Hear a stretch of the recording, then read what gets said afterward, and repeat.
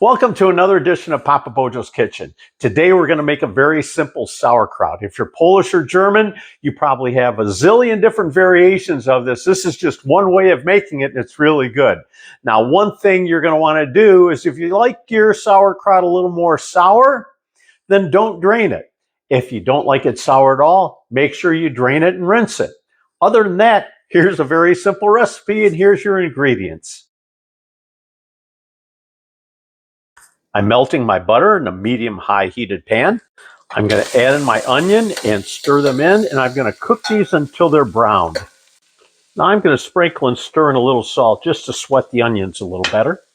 When the onions are translucent, I'm going to add in my ham and my kielbasa bits.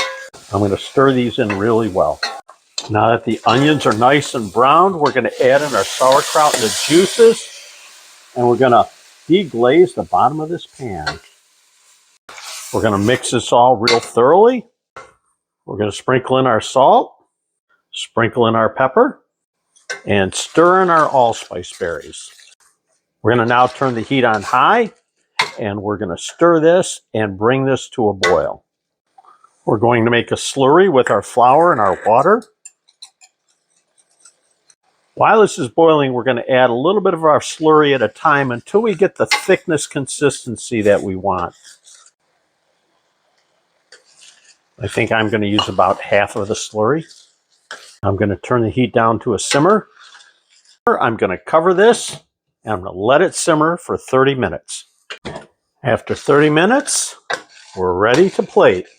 Now to plate this, I'm using a slotted spoon, and I'm going to take some of this great sauerkraut, put it on a plate, and I've got a couple of pieces here of kielbasa and some spicy German, Polish mustard.